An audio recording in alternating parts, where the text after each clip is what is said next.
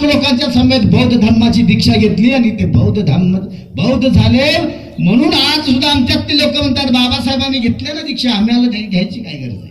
अहो बाबासाहेबांनी दीक्षा घेतल्यामुळे तुम्ही कधी बौद्ध होणार आहेत? पहिल्यांदा तुम्ही बौद्ध व्हा आणि मग दुसऱ्याला बौद्ध आहे म्हणून सांगा. त्यामुळं या देशामध्ये जी राज्यघटना चालवली जाते, या देशामध्ये जे संविधान लागू केले जातं, या देशाचे संविधान सुद्धा या बौद्ध धर्मावरती आधारित आहे. तुम्हाला प्रामुख्याने सांगतो, डॉक्टर बाबासाहेब आंबेडकरांनी दिलेल्या राज्यघटनेच्या माध्यमातून, संविधानाच्या माध्यमातून जे लोक चालतात, जे लोक वागतात, ते लोक आज सत्तेवरती आहेत.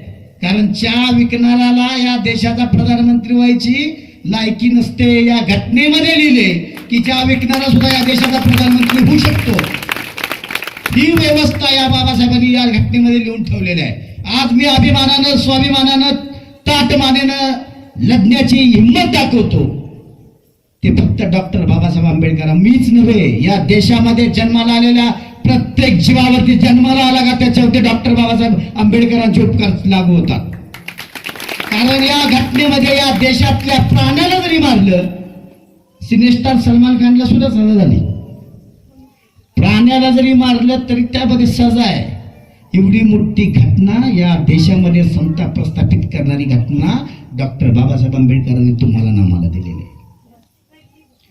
आज महिलांच्या बाबतीत जर बोलायचं झालं, 50% आरक्षण कुणी दिलं? मनुवादी व्यवस्थेमध्ये चूल आणि मूल फक्त महिलांची या ठिकाणी गिनती केली जात होती.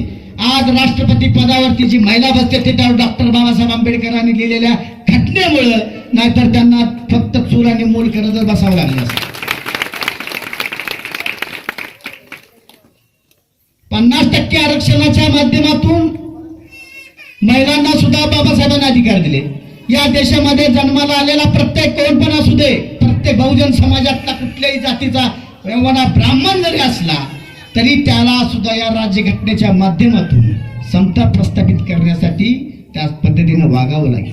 एके ठिकाणी बाबासाहेब म्हणतात, मी ही घटना या देशाची लिहिलेली अतिशय चांगल्या पद्धतीची आहे, समता प्रस्थापित करणारे आहे, परंतु घटना चालवणारे, घटनेचा अंमलबजावणी करणारे लोकच नालायक असतील तर त्यामध्ये घटनेचा दोष असणार नाही. त्यामुळे मला असं ठामपणे सांगायचं आहे की त्या ठिकाणी बाबासाहेबांच्या विचाराचा